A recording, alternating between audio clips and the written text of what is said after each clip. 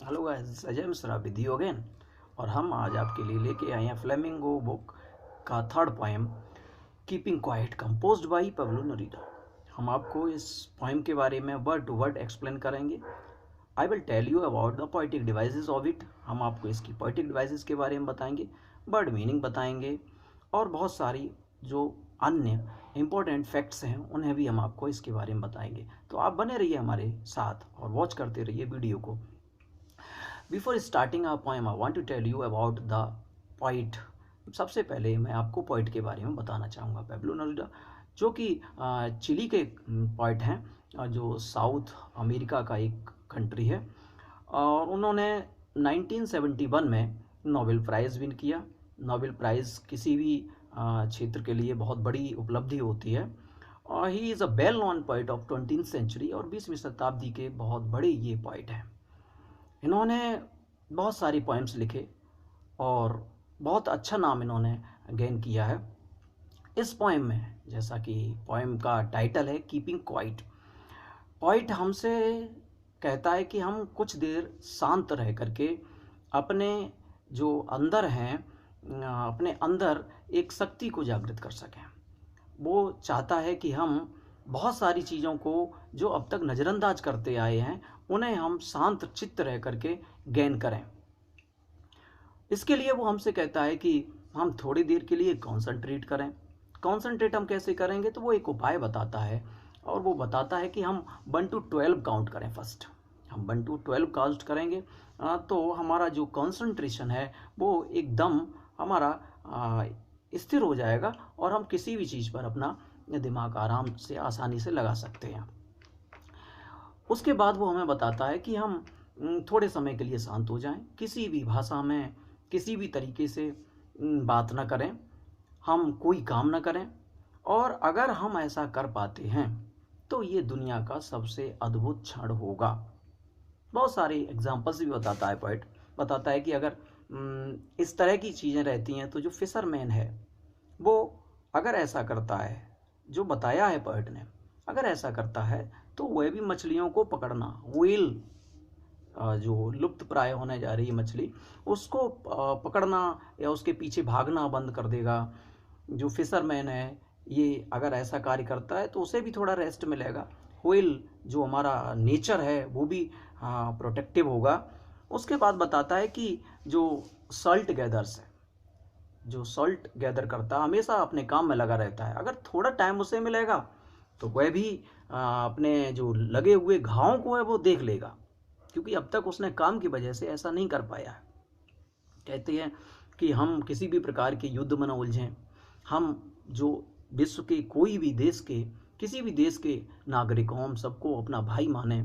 और अगर हम ऐसा करते हैं तो कि दुनिया में किसी भी प्रकार का कोई युद्ध नहीं होगा, और युद्ध नहीं होगा तो चारों तरफ शांति बनी रहेगी। कभी कहना चाहता है, आगे बताता है, बहुत सारे एग्जांपल्स देता है और सबसे लास्ट में वो बताता है कि अगर हम शांत रह करके मनन करेंगे, कुछ मनन करेंगे तो कुछ ऐसी चीज़ें निकलेंगी जो अगर हम सीखना चाहें तो हम अर्थ से सीख सकते हैं। अर्थ सबसे अच्छा एग्जाम्पल है, अर्थ का एग्जाम्पल देता है। और ये सारी बातें मैं आपको, और जो एक्सप्रेशंस हैं वर्ड टू वर्ड आपको बताऊंगा। So now I want to start our poem.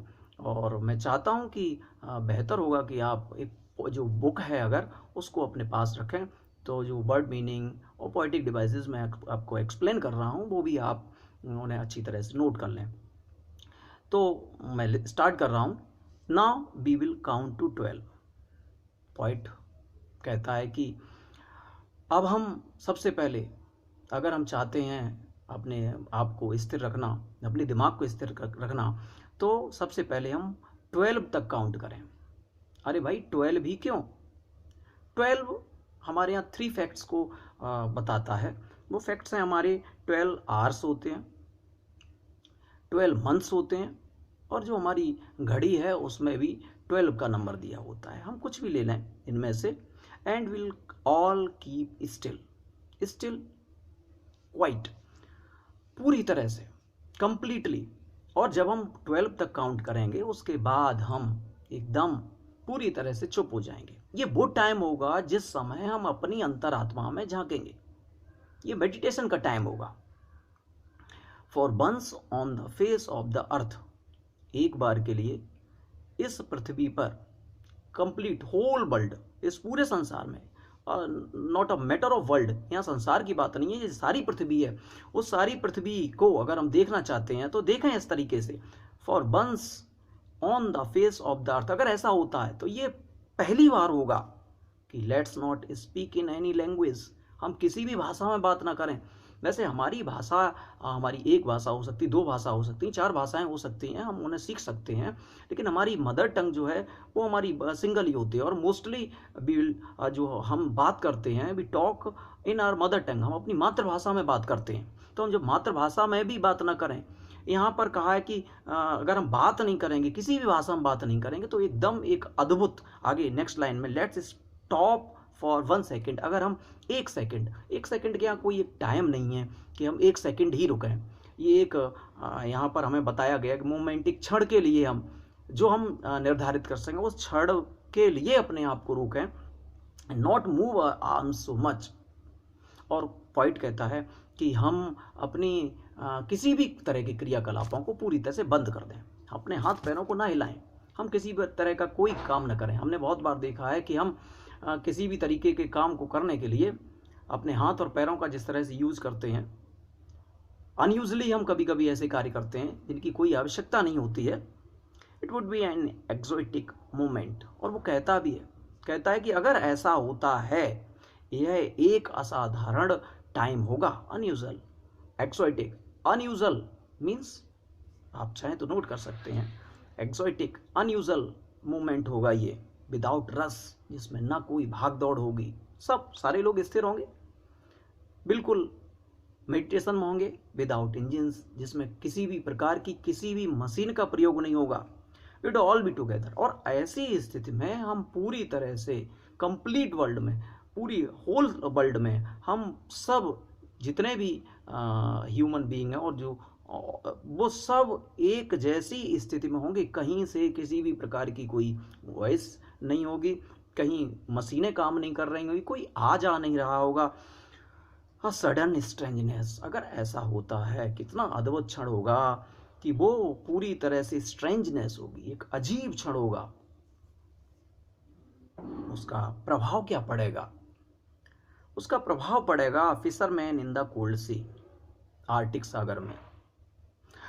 जो फिशरमैन है, फिशिंग करता है, वुड नॉट हार्म व्हेल्स, वो किसी भी प्रकार, जब वो पूरी तरह से अपने हाथों को बंद कर देगा, मछलियाँ पकड़ना अपने आप बंद हो जाएंगी। दोनों तरफ यहाँ पर दो बातें हैं, आप देखें तो एक तो जो मछुआरा है उन्हें भी रिलीफ मिलेगा, दूसरी तरफ जो नेचर है वो है, नेचर भी प्रोटेक्टिव रहेगी। And the man gathering salt, जो व्यक्ति लगातार सॉल्ट, नमक को एकत्रित करता रहता है, वो look at his hurt hands, वो कुछ क्षण के लिए रुक जाएगा। तो सबसे पहले जो अब तक उसे टाइम नहीं मिला है अपने हाथों को देखने का, तो वो कम से कम अपने हाथों को देख सकेगा।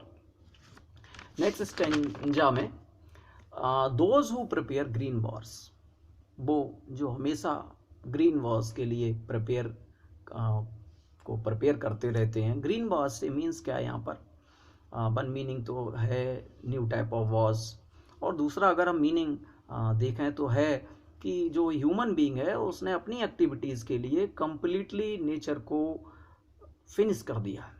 हम पेड़ पौधे काटते हैं, बहुत सारी चीज़ें ऐसी एक्टिविटीज़ करते रहते हैं जिनका कोई महत्व नहीं, और ये सब हमारे सिर्फ हम सेल्फिश हो जाते हैं, तो जो हमारा नेचर है वो पूरी तरह से हम उसे डिस्ट्रॉय कर देते हैं।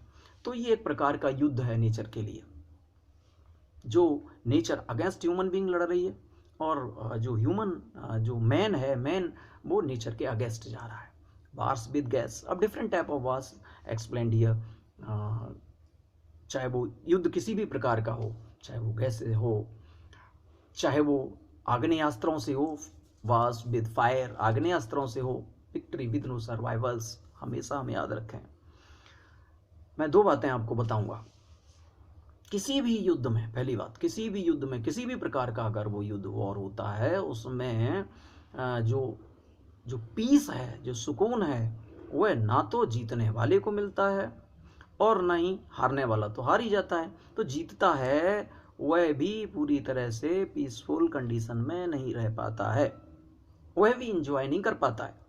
दूसरी बात यह है कि अगर हम नेचर के साथ ऐसे ही फाइट करते रहे तो याद रखें कि आने वाले समय में कुछ भी नहीं बचेगा। हम विक्टोरियस होंगे, लेकिन किसके ऊपर, ये किस पर हम राज्य करेंगे, क्या करेंगे, क्योंकि हमारी नेचर ही जब लुप्त प्राय हो जाएगी। बुट पुट ऑन क्लीन क्लॉथ्स कहता है कि हम करें क्या, हम इन सारी जो चीज़ों से, हम इस तरह के कार्यों को कर कर अपने पूरी तरह से अपने आप को रक्त रंजित कर लेते हैं युद्धों में। हम उनसे अलग रहें और क्या करें कि अपने आप को बिल्कुल क्लीन रखें, ना हम युद्ध करें, ना हम इस तरह की एक्टिविटीज़ में इन्वॉल्व हों। Put on clean clothes metaphor है यहाँ पर, याद रखिए आप। Put on clean clothes metaphor है यहाँ पर, रूपक अलंकार है। And walk about with your brothers. I told you before, मैंने आपको पहले ही बताया है कि अगर हम इस तरह की, we will not talk in any language, हम एक जैसी किसी भी भाषा में बात नहीं करेंगे, ये संपूर्ण संसार एक जैसा प्रतीत होगा। तो ये सारे संसार के लोग जो हैं वो सब क्या हैं, सब भाई भाई हैं। ब्रदरिज्म होगी यहाँ पर, सब भाई होंगे यहाँ पर। यहाँ पर सिंबल ऑफ ह्यूमैनिटी दिखाया गया है ब्रदर्स में। In the shade doing nothing, हम उन भाइयों के साथ, उनके साथ रहें, कंधे से कंधा मिलाकर चलें, कुछ नहीं करना है हमें। अगर हम इतना करते हैं तो ये संपूर्ण जो कंप्लीट वर्ल्ड है वो बहुत ज़्यादा स्ट्रांग हो जाएगा। सब कोई किसी का शत्रु नहीं होगा, युद्ध नहीं होंगे, सब कुछ सही हो जाएगा। नेक्स्ट स्टेंजा है, क्या कहता है, हम एक बार फिर doing nothing in the shed, in the shed metaphor figure of speech है। व्हाट आई वांट शुड, अब नेक्स्ट स्टेंजा में, what I want should not be confused. Point कहता है कि देखो मैं क्या चाहता हूँ, मैं क्या चाहता हूँ इस बारे में आप जब इसे पढ़ें तो कंफ्यूज न हो। विद टोटल इनएक्टिविटी, उसने कहा कि हम शांत हो जाएं, 12 तक काउंट करें और पूरी तरह से काउंट करने के बाद हम पूरी तरह से शांत हो जाएं, स्थिर हो जाएं। तो इसका मतलब ये है कि इसमें कोई एक्टिविटी नहीं होगी। उस एक्टिविटी में जब हम किसी प्रकार से एक्टिविटी में इन्वॉल्व नहीं होंगे तो इसे पूरा इन एक्टिविटी में इसको काउंट ना कर लें, क्योंकि यहाँ पर इनएक्टिविटी का मतलब है मीन्स है पॉइंट वांट्स से कि हम इसको डेथ से ना करें, क्योंकि जो डेड बॉडी होती है वो इनएक्टिव रहती है, नॉट एक्टिव नहीं, इनएक्टिव रहती है। तो life is what it is about. अरे भाई जीवन तो जीने का ही नाम है, जीवन ही जीने का नाम है, जिंदगी ही जीवन है, जीवन ही जिंदगी है। I want to talk with death. मेरा टोटल इनएक्टिविटी से किसी भी प्रकार से मृत्यु से कनेक्शन नहीं है, नो ट्रक, किसी भी प्रकार से मृत्यु से कनेक्शन नहीं है। If we were not so single minded, वो आगे हमें चेतावनी देता, अगर हम एकाग्र चित्त नहीं होंगे, सिंगल माइंडेड नहीं होंगे, about keeping our lips moving, हम अपने जीवन को चलायमान रखेंगे, स्थिर नहीं रखेंगे, and for once could do nothing, और अगर हम एक बार भी इस तरह की क्रियाकलाप में इन्वॉल्व नहीं होंगे, perhaps a huge silence might interrupt this sadness, और अगर हम होते हैं तो होता क्या है कि शायद एक लंबी सी चुप्पी, शांति जो है वो हमारी उदासी के कारण को हमें समझा पाए। क्योंकि बहुत सारे जो व्यक्ति होते हैं कहते हैं कि हम उदास हैं, लेकिन उदास क्यों हैं उन्हें उस उदासी का कारण नहीं मालूम होता है, किसी प्रकार से वो जानते ही नहीं है कि वो उदास क्यों हैं। तो perhaps a huge silence might interrupt this sadness. और अगर हम और थोड़ा आपको दूसरा मर्चेंट ऑफ वेनिस में बताएं, एंटोनियो जो है वो in starting of the act शुरुआत में ही अपने फ्रेंड से कहता है कि हम सैड, मैं उदास हूँ। तो उसके फ्रेंड्स कहते हैं क्यों उदास हो, डिफरेंट टाइप ऑफ बताता है, लेकिन वो कहता है कि मुझे खुद ही नहीं मालूम मैं क्यों उदास हूँ। तो अगर हम थोड़े समय के लिए शांत रहेंगे, एकाग्रचित्त रहेंगे, तो शायद हमें हमारी उदासी का कारण हमें मालूम पड़े कि हमारे अंदर क्या है। ऑफ नेवर अंडरस्टैंडिंग आवरसेल्व्स, जिसको हम आज तक अपने समझ नहीं पाए, end of threatening ourselves with death, और अगर हम ऐसा कर पाते हैं तो हम अपने आप को मृत्यु के भय से ऊपर उठा पाएंगे, थ्रेटनिंग फियर। हम मृत्यु के भय से ऊपर होंगे। और ये बहुत बड़ी बात होगी। परहैप्स, शायद, नेक्स्ट स्टेंजा, शायद, the earth can teach us. Earth can teach us, यहाँ पर्सोनिफिकेशन और पर्सोनिफाइड किया गया अर्थ को। अर्थ हम जानते हैं, पर्सोनिफिकेशन में क्या होता है, जो लाइफलेस थिंग्स होती हैं, ऑब्जेक्ट्स होते हैं, वो हमें लिविंग बीइंग और ह्यूमन बीइंग एज लगते हैं, हमें सजीव लगते हैं। तो यहाँ पर अर्थ को, यहाँ पर अर्थ कैन टीच अस, अब पढ़ाने वाला तो हमारा कोई शिक्षक होता है, तो यहाँ पृथ्वी को पढ़ाने वाला मान लिया गया है, सिखाने वाला मान लिया गया। तो अगर हम ये चीज़ सीखना चाहते हैं तो हम अर्थ से सीख सकते हैं, और ये चीज़ हमें अर्थ बहुत अच्छी तरीके से सिखा सकती है। तो अर्थ कैन टीच अस, यहाँ पर पर्सोनिफिकेशन फिगर ऑफ स्पीच है, ध्यान रखें, नोट कर लें।